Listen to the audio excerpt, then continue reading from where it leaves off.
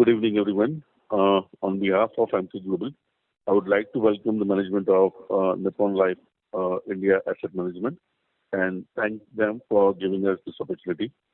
I shall now hand it over to Mr. Sandeep Sikka, ED and CEO of the company, for the opening remarks. Over to you, sir. Thanks, Nish. Yeah, good evening and welcome to our Q3FY21 earnings conference call.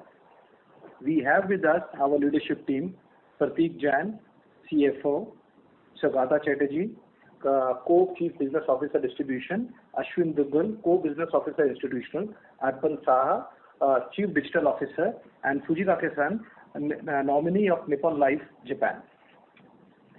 The industry assets have increased at a strong pace in the last 6 months and are poised to grow further in the next 3 to 5 years.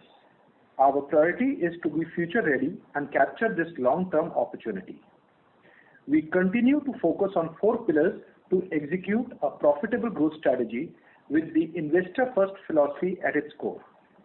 The focus areas include superior fund performance in active category, comprehensive product offering in passive category, business de-risking through higher share of non-mutual fund segments, and a robust digitech architecture that provides wide reach and best-in-class customer service. In Q3, Nippon India Mutual Fund added 233,000 SIPs and STP folios on a gross basis. Also, measures taken in the past quarters have resulted in a positive impact on the short-term fund performance. We expect to improve the fund performance even more in future. We consolidated our passive product offering further through the launch of first of its kind Nifty CPSE Bond Plus SPL ETF and a passive Flexi Cap Fund of Fund in Q3. NIMS garnered about 50,000 investors through both the NFOs. With the passive assets gradually gaining prominence, Nippon India Mutual Fund is ready with its ecosystem in this segment and far ahead of the industry in terms of investor base and mindshare. Post-consolidation in the last few years, we expect to grow our existing funds and expand into further categories in AIF and PMS segments. From October 2020, NAM India has begun to manage post-office life insurance and rural post-office life insurance funds. With this mandate, we manage assets of over 1,200 billion rupees on account of government mandates. The offshore business has assets of 102 billion rupees under management and advisory. Leverage Nippon Life's global network, we expect to ramp up our international presence in coming years. A continuous and consistent effort of a digital-ready environment and a robust environment enabled Nippon India Mutual Fund to weather away the turbulent times and come out of the COVID-19 crisis as a stronger and a tougher digital entity. Nippon India Mutual Fund has 3 proprietary applications and seamless integration with over 100 partners, including fintech players and traditional brokers who use our APIs for investor onboarding and transactions. With IBM as our strategic technology partner and tie-ups with other best-in-class providers, we have a strong digital ecosystem in place. As on December 2020, Nippon India Mutual Fund maintained its high market share of unique MF investors in the industry at 29%. We onboarded 260 institutional investors in this fiscal. We continue to have one of the largest retail AUMs in the industry at rupees 586 billion. The contribution of retail AUM to total AUM is amongst the highest in the industry at 26% compared to the industry average of 21%. We continue to be amongst the leaders in beyond top 30 city category. This category contributed an AUM of rupees 388 billion.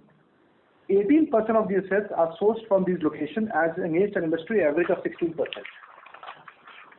As on 31st December 2020, 69% of the individual assets have a vintage of more than 12 months as against 68% on 31st March 2020. The analyzed systematic transaction book is at rupees 80 billion. During the quarter, new digital SIPs registration grew by 62%. In volatile markets, Folios with lower ticket size have demonstrated longer vintage and better stickiness. As seen in our recent NFOs, online and digital assets have become a key source for investor acquisition and communication. In Q3, digital platforms contributed to 52% of our total new purchases. 4.1 lakh purchases were executed through digital assets, which is an increase of 39%. In ETF segment, we are one of the largest players with a market share in excess of 13%. In this segment, Nippon India manages an AUM of rupees 312 billion. Excluding EPFO allocations which goes to two PSU mutual funds, we are the largest ETF player in the country. The Gold ETF is the biggest fund in this category, with having assets in excess of rupees 54 billion. Nippon India Mutual Fund has 31% share of industry ETF folios. On a YTD basis, we added 419,000 investors in this segment against only 97,000 in the entire previous year. In Q3 itself, we added 150,000 ETF folios. Nippon India ETFs have 76% share of volume share on BSE and NSE. Nippon India ETF average daily volumes across key funds is far higher than the rest of the industry. In our AIF, we manage category 2 and 3 AIFs across various asset classes. Launched in 2019, Nippon India Digital Innovation Fund has committed funds of $100 million USD and has initiated investment activities. As on December 2020, Nippon India AIF has raised commitments of rupees 25 billion across all funds. Nippon India Mutual Fund has a well-diversified and nimble distribution base. As on December 2020, we have approximately 75,500 empaneled distributors. The MFD base also rose to over 77,100. Also, we are having ongoing tie-ups with over 20 prominent digital partners. Digital channels contribute 55% of the MF AUM. Of the distributed assets, share of MFDs was 55%. 82% of the distributed assets are contributed by individual investors. Nippon India Mutual Fund has a wide presence through 290 branches across the country. We continue to review our existing branch operations and future expansion plans. Given the new normal, our marketing efforts are increasingly focused more on digital channels, which are more cost-effective as against offline. Now, on our mutual fund assets under management. As on December 31st, 2020, AUM was 2,207 billion, an increase of 35% against March 2020. The quarterly average assets was rupees 2,130 billion as compared to 2,000 billion for the quarter ended September 30th, 2020. For the quarter ended December 31st, 2020, the total income rose by 11% to rupees 4 billion. Profit after tax increased by 42% to 2.1 billion. In this quarter, overall operating expenses decreased by 22% to 1.3 billion. Consistent focus on cost optimization and rationalization over the last 6 to 8 quarters has resulted in reduction of various expenses. Operating expenses as a ratio of average assets under management reduced from 33 basis points to 24 basis points in Q3 FY21. We continue to grow organically through our physical and online channels in active, passive and non-mutual fund segments. Additionally, we remain open to evaluate investments for inorganic opportunities and acquisitions for our strategic growth and partnerships. Against this backdrop, we will consider deployment of our IPO proceeds towards more value, accretive and strategic initiatives. In today's board meeting, an interim dividend of rupees 3 per share has been declared.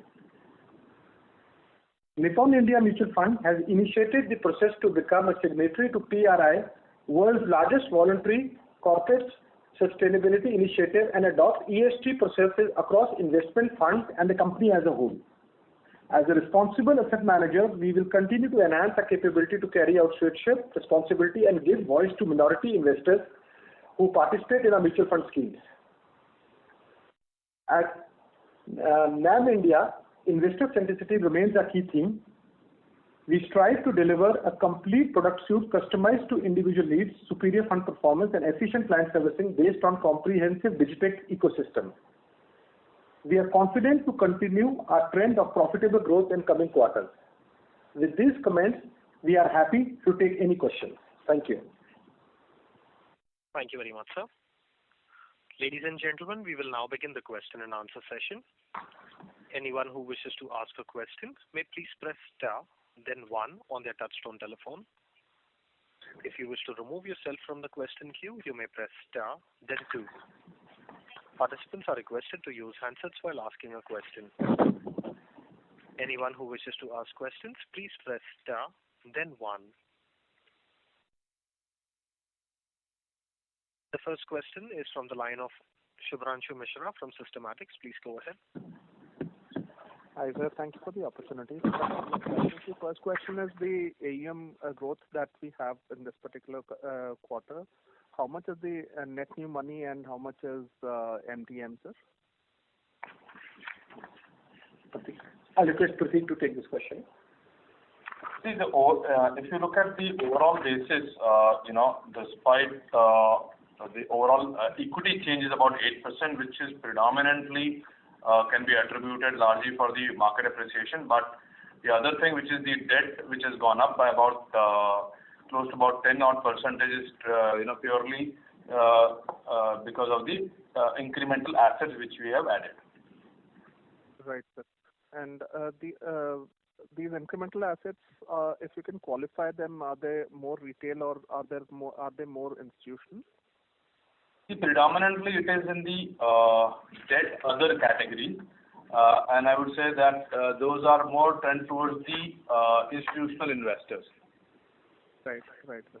And sir, if I look at our slide number 23, where we give out the geographical de-risking, where we are putting out the strategy, so is it a correct assessment that our cost structure largely remains similar because we have to reach out to beyond 15 cities or beyond 30 cities and aim for higher penetration in those cities? So the cost structure remains this way, or is there any digital intervention by which we can, have some amount of restructuring in our OPEX as well, sir? How do we look at OPEX given the? So if you see our OPEX, compared to last year, if you see our OPEX is significantly down.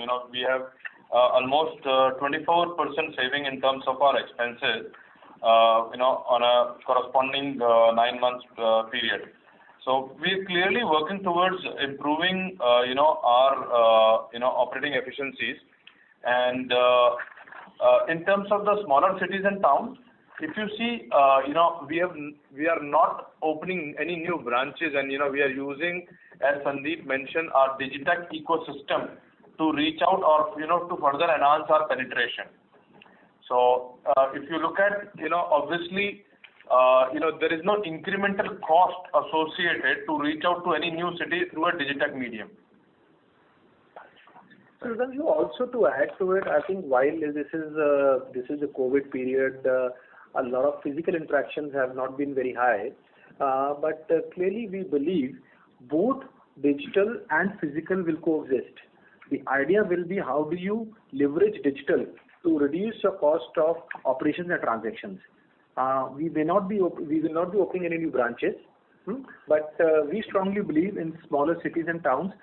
Physical presence also remains a very big strength. Sure, sir. So if I have to look at OPEX going forward, sir, is it a fair assumption that it will come back to the normalized levels pre-COVID? No, see, if you look at, the expenses, predominantly these expenses are, fixed in nature, across the employee benefit expenses and other administrative expenses towards the rent and other utility expenses of the branches. Because most of the variable expenses related to these schemes are now, as per SEBI guidance, is to be, part of the the scheme expense only. So fixed expenses, and we do not see any significant growth in these numbers, even post opening up of the economy or or post-COVID era. Right. So OPEX remains at similar levels. This number could be annualized for FY22. Is that a fair assumption, sir? That's what I'm asking. Yeah, marginally it can go up with respect to the travel cost or some bit of communication cost. Got it, sir.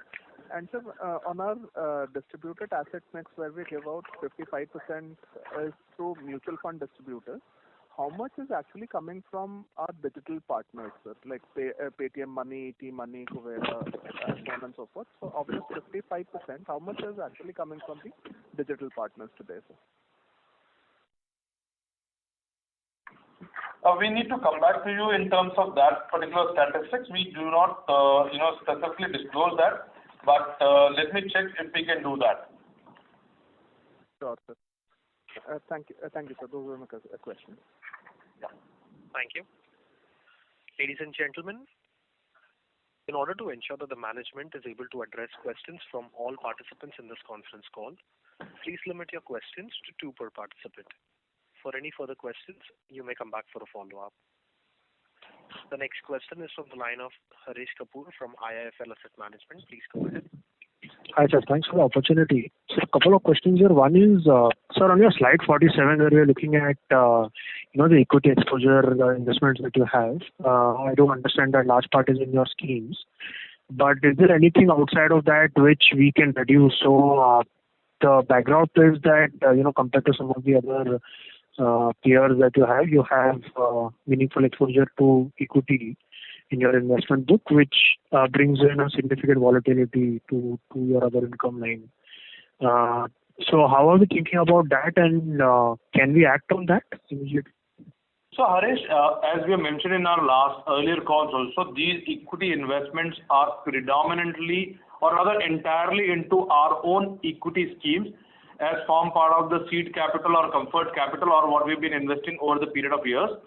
And, we have decided to systematically bring it down. In this year itself, we have almost brought it down by about 100 odd crores. So we'll keep working towards that. But again, to clarify, these are not any direct investment into equity. These are just investment into our own equity schemes.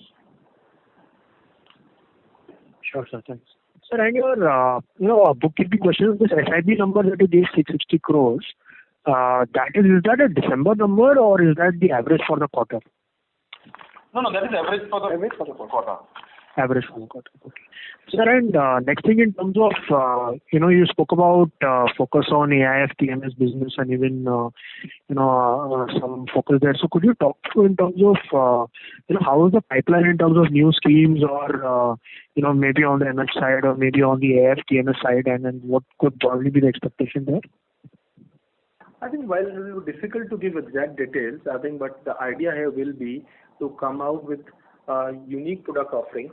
And for us, as I mentioned earlier, the focus will be over a period of the next few years to reduce the mutual fund, the percentage of mutual fund revenue and increase the non-mutual fund part. So for us, PMS, AIF and offshore comes under that category. Okay. Sir, and last... this number on the slide is for the month of December. SIP number. Sure. Sir, and what would be the average if you had to give that? The reason I ask is, that question is, we have seen pretty, bump up in the SIP number in terms of December compared to November. And that jump itself was like 15% or more even in the industry number. So wanted to get some sense on that, No, I think that number increase was happening because of the fact there were holidays the end of November and the first week of December. A lot of November data, actually the transactions were booked in December. So I think the way I would like to see it, the 15% increase in the industry, you should not see that. It's almost flat. Okay. So for you, September to December would kind of be flat on the SIP closing number at least? Yeah. So this is because of the amphi data we are given, but the increase is not across the industry. It is because of the dates. The November was last 3 days of November, SIPs were booked in December. So next month you'll again get to see it getting normalized. Sure, sir. Sir, and last question in terms of acquisition. Now, obviously, we run a full-fledged AMC, and then we also had some acquisition on the ETF front that we had done previously. So incrementally, you kind of mentioned that you look at that aspect. Now, which segment are you looking at? If you can throw some color, or you kind of open to all opportunities, how to think about that, sir? So I think from our perspective, the way we see, on one side we have IPO proceeds and also the network that we have. I think we remain open for any strategic acquisition, whether it's in the mutual fund space or AIF, PMS, and also on investing in strategic fintechs, which can give us some of competitive advantage in times to come. So all these, as we talk today, there's nothing under consideration that is serious that we need to discuss, but we remain open for that. So even a full-fledged up and running AMC, other than just some products as such, but a large MF you will also consider. I would not like to get into the nitty-gritty of the whole thing, but from our perspective, it has to be of strategic importance, which is accretive to the shareholders. We will, as we have mentioned in the earlier calls also, for us, between top line and bottom line remains more important. So it has to add value to the minority shareholders. Sure, sir. Sir, and last thing, sorry if I can just squeeze in. I think you spoke about, the flows and mark-to-market impact on the equity debt front. Just want to understand in terms of gross flows, right? How is the market share for us? If you want to answer that question at a product level, equity debt, or even overall AMC level. So from a gross flow perspective, are we able to maintain a market share, or is there still some work that is in progress and maybe going ahead if we kind of align? So effectively, if I was to break in 3 segments, the fixed income, I think we have seen a lot of positivity. I think we have seen investors coming back, and effectively, while the market share has not increased, but it remains, now it has become stagnant, and I think so the downfall has been stopped. I think so that is number 1. ETF, we continue to rise. Equity, we have seen as because the overall industry has been seeing huge outflows, and from our perspective also, I think we have lost a little market share there. But overall at the AMC level, if I were to see, I look at the various qualitative data, the type of investors who started coming in, many of them who had not invested for the last 3 to 5 years, I think clearly we see the trajectory will be positive in the next few quarters. So, sir, on the gross flow side, you're saying fixed income is more or less okay from your AMC level perspective. Equity is a little lower and ETF is improving. Is that understanding right, sir? Yeah, you're right. Okay, great, sir. Thanks for answering all my questions. Good luck ahead, sir. Thank you. The next question is from the line of Madhukar Ladda from HDFC Securities. Please go ahead. Hi, sir. Thank you for taking my question. First, can you comment on your market share? Excuse me, this is the operator. Mr. Ladda, your voice is not clearly audible. Sorry. Hello. Am I audible now? Yes, sir. Better. Thank you. Yeah. So first on the market shares, both equity and debt, we've seen a reduction in the market shares. I wanted to understand, is it more to do with flows or is it more to do with performance? That's question number 1. Second, the other income line item has shot up significantly. So maybe you could explain the components and what has resulted in such a sharp sort of increase. That would be helpful. So I'll take the second question first, that, in terms of the other income, as mentioned in the previous query, that, we have, some investment into our own equity schemes, and last quarter was one of the quarter where we have seen market, rising, and then, corresponding mark-to-market impact has accrued to us as well. And so that accounts for the increase in the other income. So if you see, is that only equity? Because I think there's probably a big component of debt also in that. No, so what I'm saying is there are debt accrual. Of course, the debt accrual is there, but if you see the jump is predominantly due to the equity investments. So debt, the accrual is there, and because the movement in the rates was not so significant, and so there was not significant increase in MTM for the debt, but the MTM increase is more towards the equity assets what we are holding in our own scheme and the ETF investments. Okay, understood, sir. Yeah.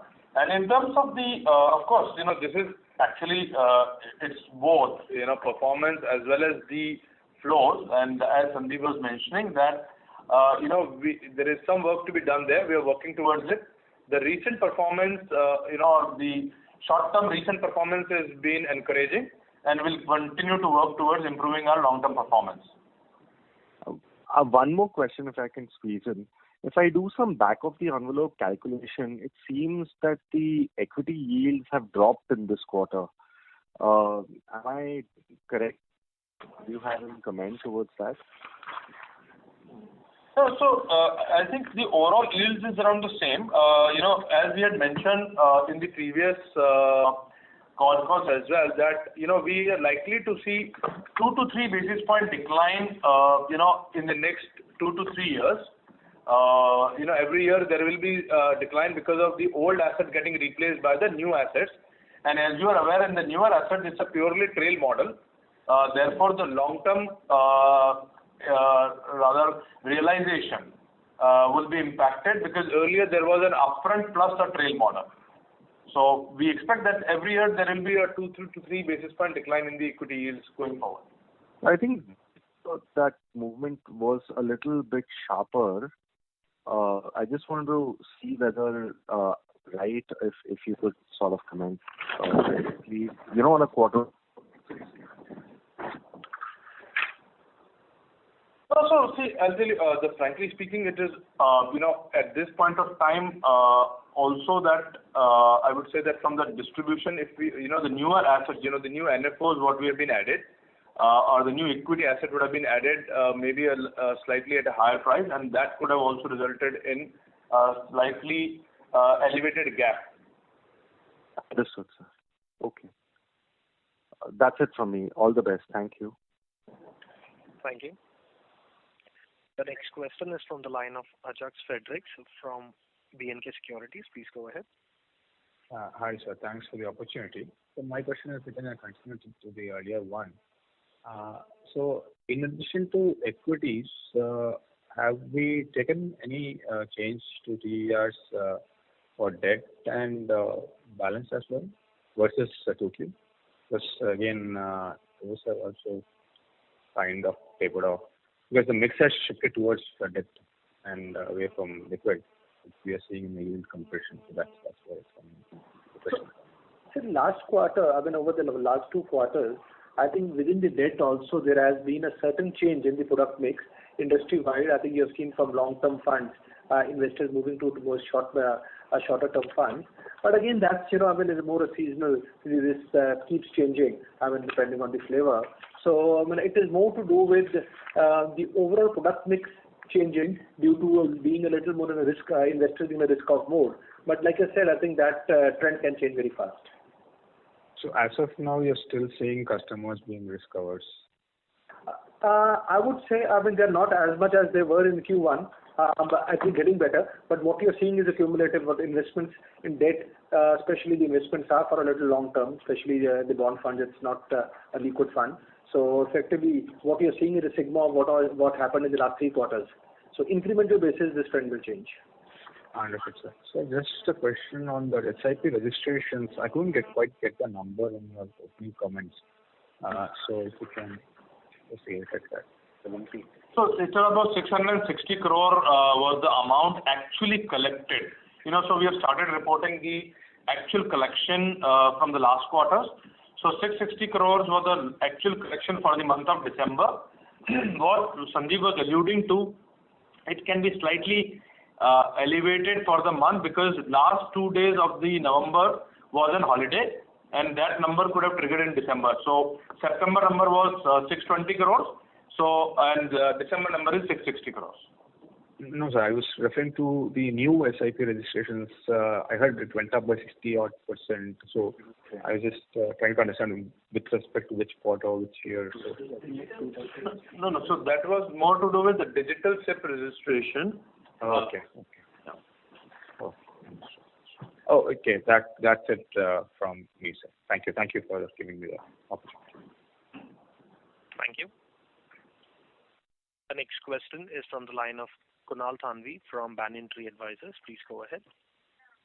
Hi, sir. Thanks for the opportunity. I had two questions. One was on, your overall sense on the flows for the industry and for NAM.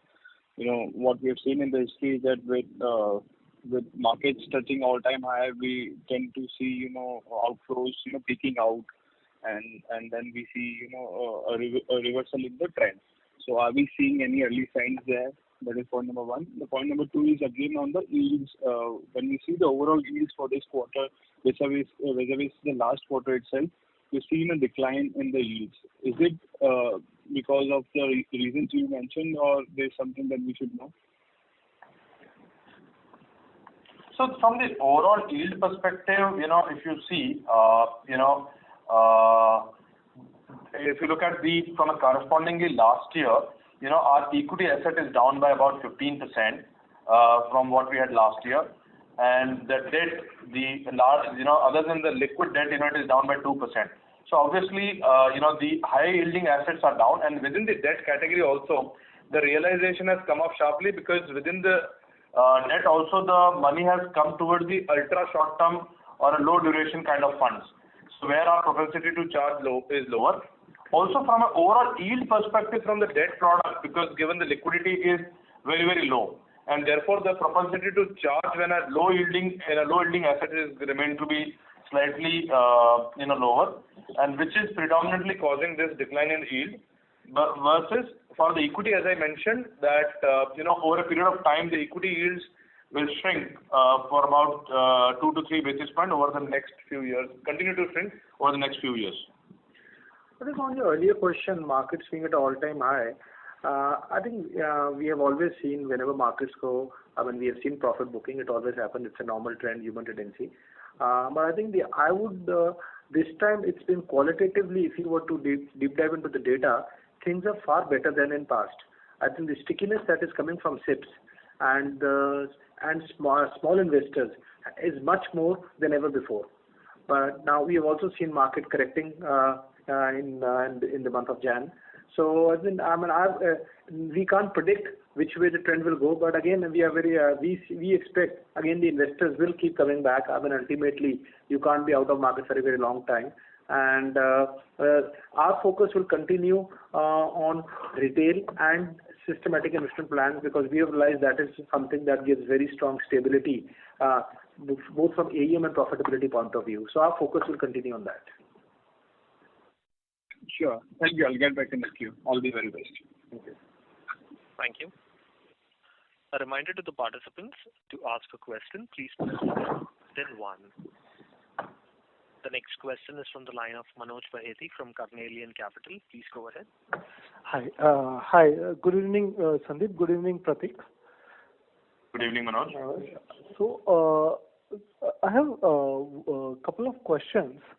First question is, if you can comment on or if you can give us update on our strategy to garner global funds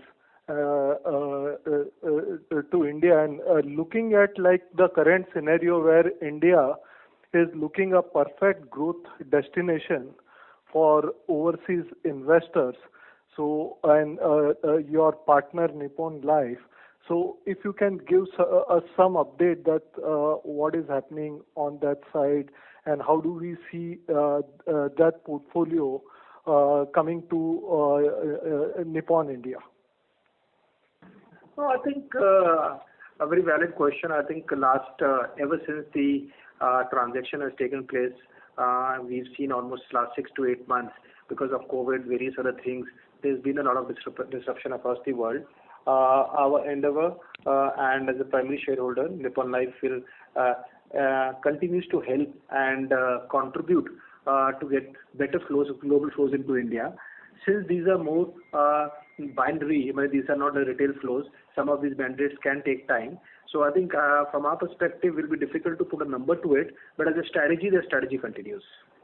Okay. Any update on if you have to get the funds from overseas, what are the steps you are taking, or what kind of collaboration which is happening between Nippon India and Nippon Global? So if you can give some update on that side. So again, like I said, I think it's ultimately leveraging the network of Nippon Life. The strategy is very simple.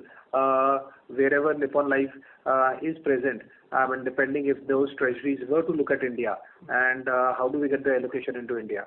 So I think there's no rocket science in it. I think the idea is to access those markets and investors. I think we also have Fujikake-san from Japan on the call. Fujikake-san, if you could just add a few words on this point. Okay. Hello, I'm seconded by Nippon Life.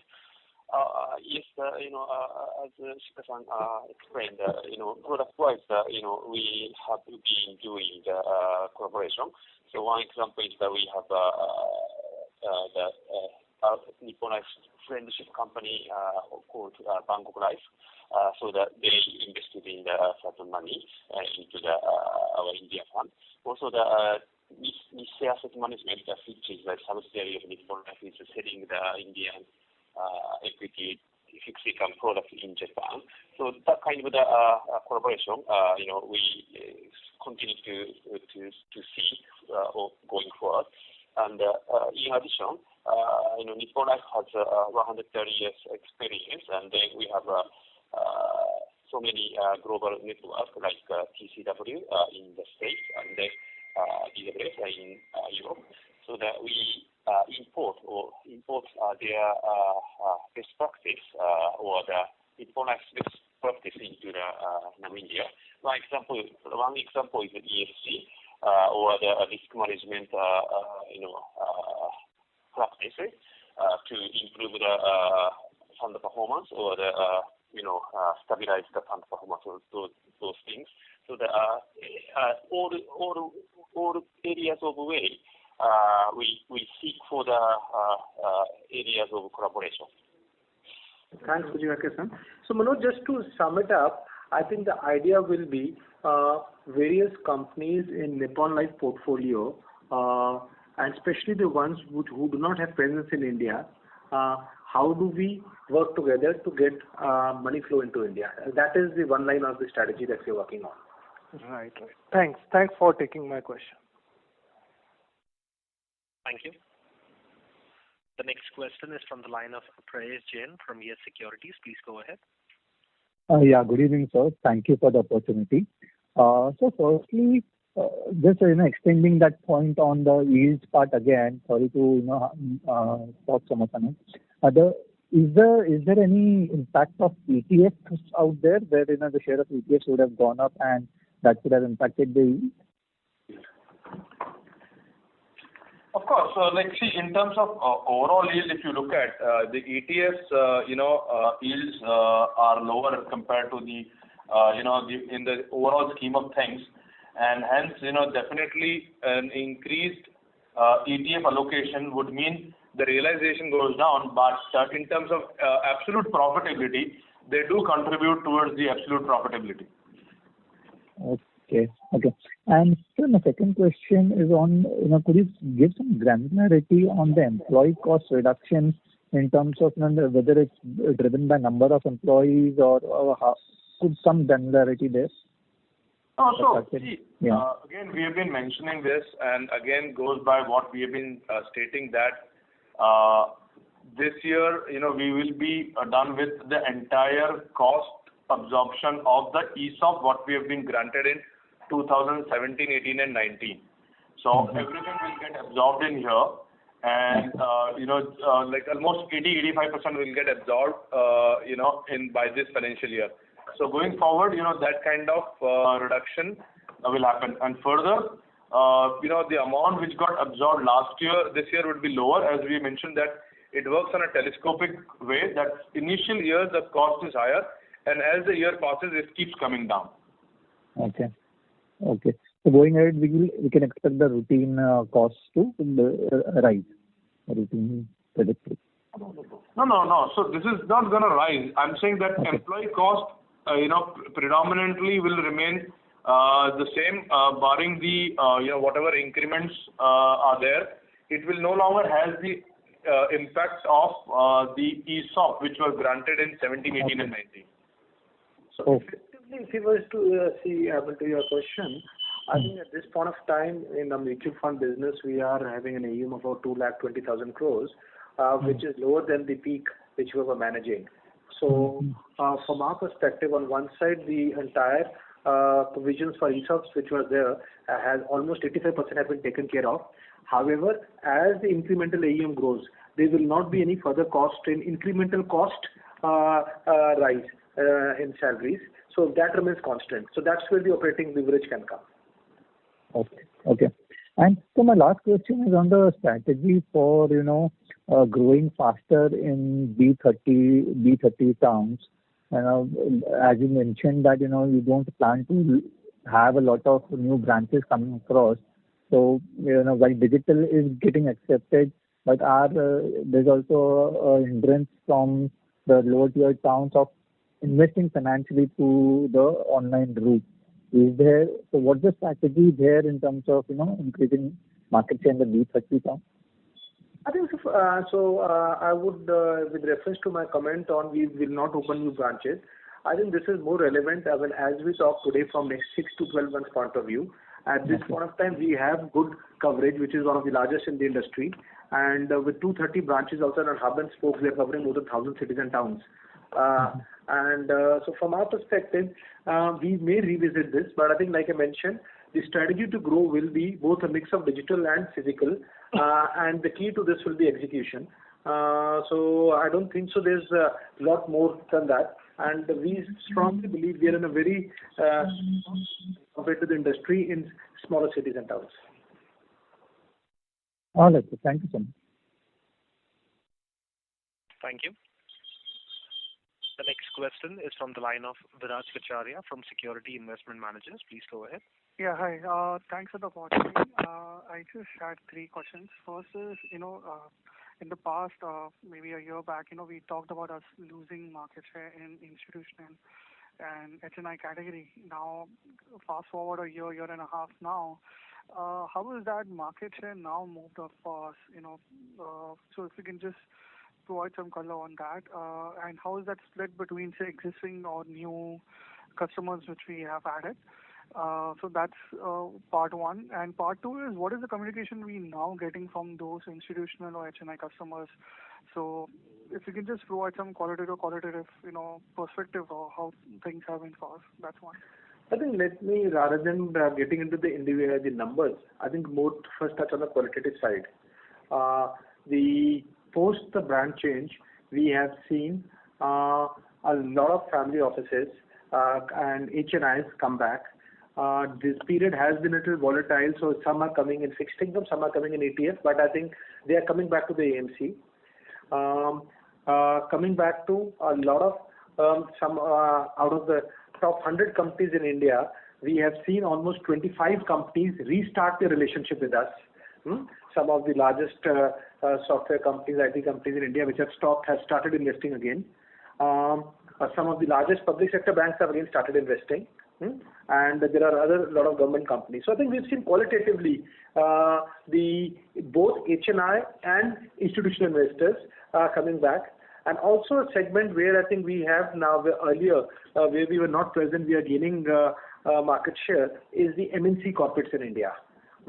The other part is also going to be going forward. We will be having a special focus on the Japanese companies in India, I think, which we will be working closely with Nippon Life, how to get work closely with them. So there are going to be a lot of these strategies, but overall to your question, it's going to be HNI and corporate, the market share and qualitatively is getting better with every passing quarter. So just to get a little more perspective on this, you said of the top 100, we managed to restart 25, and also kind of getting back a lot of customers who left us in the past. So compared to the ideal, wallet share which we used to, or the share which we used to have in the past? Where would we be in the journey?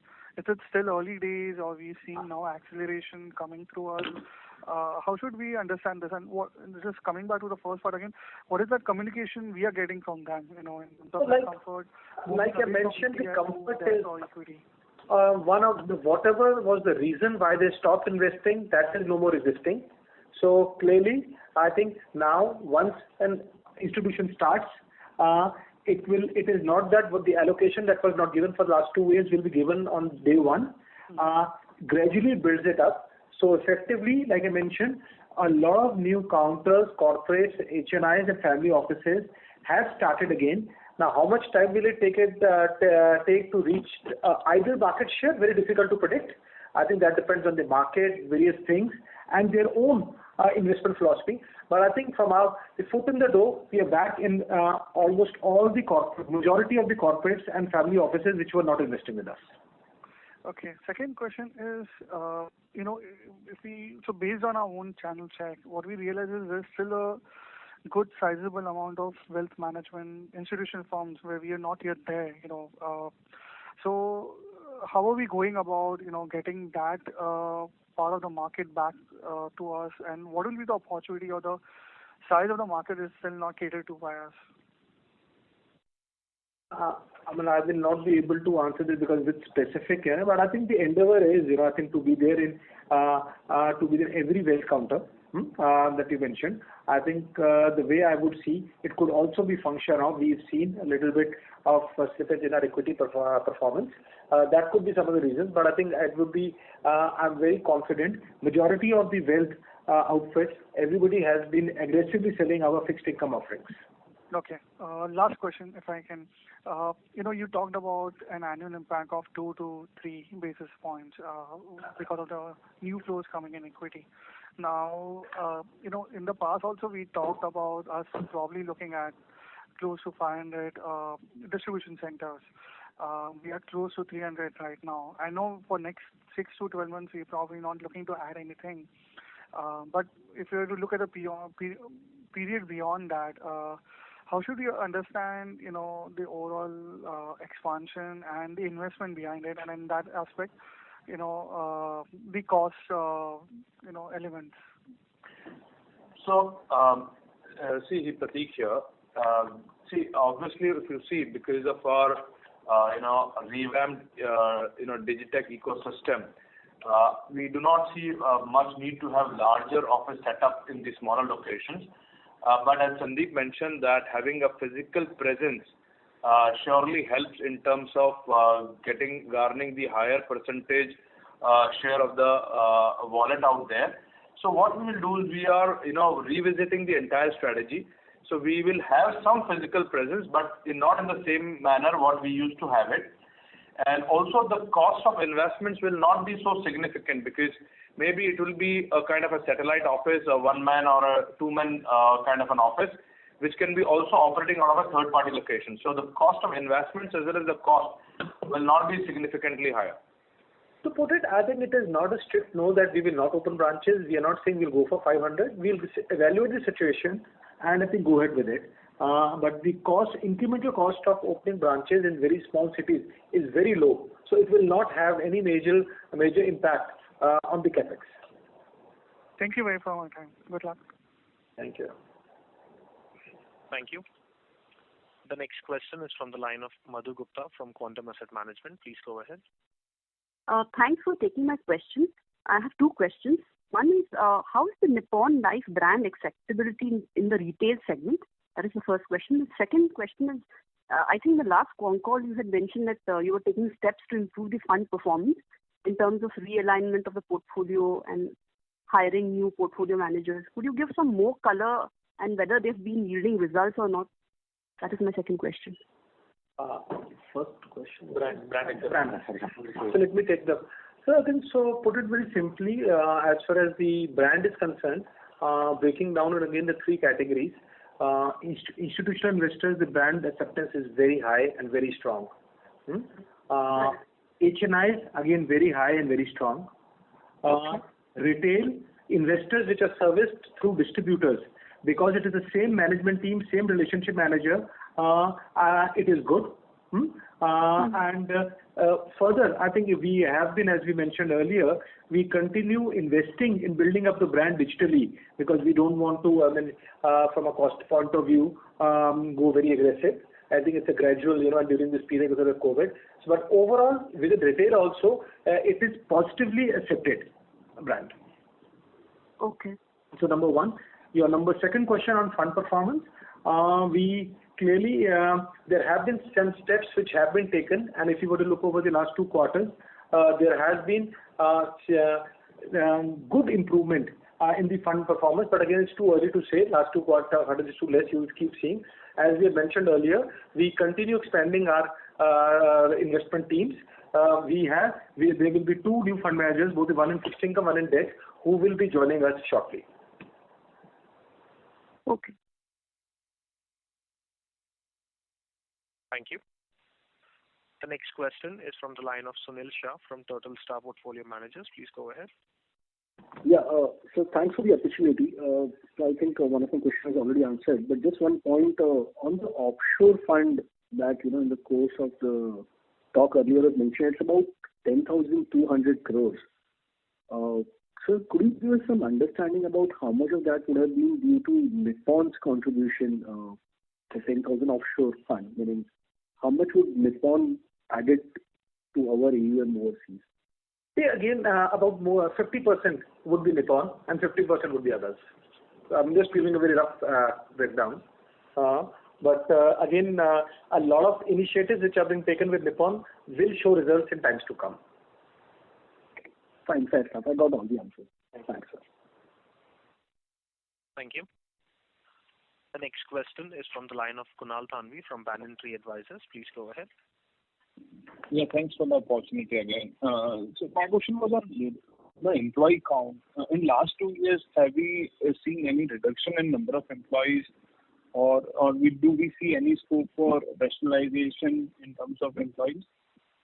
Yeah, so overall number of employees have gone down, and as we mentioned in the past as well, that we have done a lot of automation, and basis that there has been some redundancies. And so what we do is that wherever there is people who moved out or they leave, we do not get a replacement, but wherever these redundancies are created, we move those people and make them to work in these places. So wherever they are compatible. So obviously we are not hiring whenever there is some kind of replacement is required, and there will be some natural attrition. So overall numbers have been marginally lower than previous 2 years. And also we've also looked at the compensation structure, where I think there was the variable part is very highly fixed on performance. So and with the ESOP coming in, so the variable portion reduces. I think because majority of the employees are covered through ESOPs. Sure. And when we say ESOP will get done by the end of this year, we mean FY21, right? This March ending, right? That's where the 85% impact goes out. That's right. By FY21, 80 to 85% impact of the ESOP given in the past all will go out. Sure. And on other expenses, any light, like what kind of improvement we expect to see in next say 2 to 4 years? Because of what I understand is in this quarter and last 2 quarters, the improvement that we have seen in the overall cost is largely driven by the employee cost. So any color on the other cost item as well? No, so as we mentioned, like 2 quarters back also, that incrementally we do not see very significant reduction in the other expenses. Whatever we could achieve in the last 10 to 12 odd quarters, we have done that. We still are working hard towards, getting further more operating efficiencies. But as Sandeep mentioned that now predominantly the, in terms of basis point, it will get reduced once our top line improves, or rather the AUM. When I say top line, the AUM increases. And also I think from our point of view, I think while we are very conscious of cost, we don't want to cut costs which can compromise, which can impact our future growth. So I think we are maintaining the right balance. That makes sense. Thank you so much. All the best. Thank you. The next question is from the line of Nikhil Chaudhary from Chris PMS. Please go ahead. Sir, thank you for the opportunity. Sir, I have just 2 questions. Sir, we have been speaking a lot about our digital initiatives and the digital DTTech system that we have been building. So, sir, just for the sake of simplicity, like we have attached a slide on slide number 16. So can you just traverse us through like initiatives in brief, like what we have done, like past 1 year, what was the bottleneck that we tried to fill, and where we are now? Like that would be helpful. And the second question, yes. Sorry, sir, go ahead. Second question. So second question was with respect to the number of SIP accounts that have terminated like in the past 1 year, because I happened to come across one data wherein the top 30 cities regular plan, the SIP accounts continuing for less than a year were 23%. So is there any data that we maintain with us, like to keep a track, like what is the termination rate in the SIP accounts? Is it in the same range, or like we are better than the industry?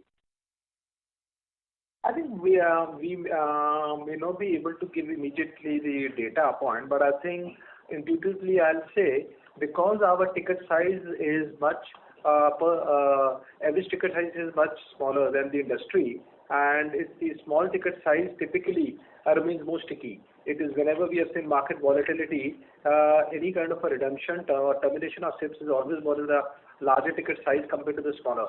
So I think that's but I think what we'll do is we'll come back to you with the exact numbers, I think. So that is number one. I think regarding your digital, I'll request my colleague Arpan Saha, Chief Digital Officer, to just take you through some of the initiatives that we've been driving. Arpan? Sure. Thank you for the opportunity. So what we did, we tried to build a digital ecosystem for the future, and we focused on three main pillars for us. One was user growth, where we used high-end analytics to understand what great from the space and how do we keep them in the system. That was one. The second was our platform strategy, our platform ecosystem. We ensured that it was, futuristic and most important, frictionless, so that any consumer who comes gets the cutting edge experience and gets sticky to our platforms, thus enabling great service and repetitive business. And third was, of course, we went where the traffic goes. So we have had a great digital distribution strategy, which has spread from, both the non-finance sector to the finance. It has been how our entire digital ecosystem has got evolved with the right integrations and taking decisions before and the management supporting it in a big way. Got it. And sir, just last thing, like, can you just throw like some light on the cross-sell and the upsell sentiment analysis that is shown in the slide 16?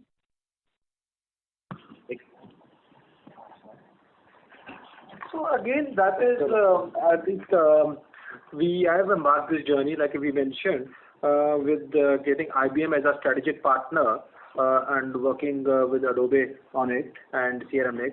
So again, these things are evolving. I do not want to right now give a color by, because it's a journey which we have embarked. But the initial results have been positive. But I think few quarters from now we'll start sharing that number also. Okay. Thank you so much, and all the best. Thank you. Thank you. The next question is from the line of Jinal Seth from Auriga. Please go ahead. Yeah, hi. Thanks for taking my question. So I just have one question, is that you mentioned that your yields are coming off by around couple of basis points every year because of the shift from the older assets to the newer assets. Would that also flow down to the bottom line on the margins, or is there you can offset that with the operating leverage at play? So, like if you see, once the asset grows, the expense are not going to grow in the same proportion, or rather largely they will not grow because predominantly they are fixed. So, in terms of the overall margin, if you see, the expenses won't be there, and therefore the entire amount what we collect on the incremental money will straight away flow into our profitability. Hence, the overall net profit realization will go up. From here on, even there is a marginal decline in the equity realization. Okay, great. And secondly, your dividend policy, last year you paid out around 80% plus of your profits. Is that also broadly intact? That remains the way it is. Okay, great. Thank you so much and all the best. Thank you. Thank you. The next question is from the line of Utkarsh Solapurwala from Damos Capital. Please go ahead. So can you list down the steps that you are taking to improve the equity performance apart from changing the fund managers or hiring new fund managers? No, I think there are a lot of, it's not about only changing or reallocation. There were a lot of, I think I will not be able to get into the individual steps, but there have been a lot of new initiatives that have been implemented. And this is where even Nippon Life from Japan has been contributing a lot. So I think rather than getting into the nitty-gritty of this thing, I think I'll let the numbers talk for themselves, I think in the next two or three quarters. Okay, thank you. Thank you. Ladies and gentlemen, that was the last question. I now hand the conference over to Mr. Jignesh Shial for closing comments. Yeah, hi. Thanks everyone. Thanks to the Nippon Life and India Asset Management Limited management for allowing us to host the call, and thanks everyone for participating. Thanks everyone, and have a nice day. Thank you very much, sir. Ladies and gentlemen, on behalf of Emkay Global Financial Services, that concludes this conference. We thank you all for joining us, and you may now disconnect your lines.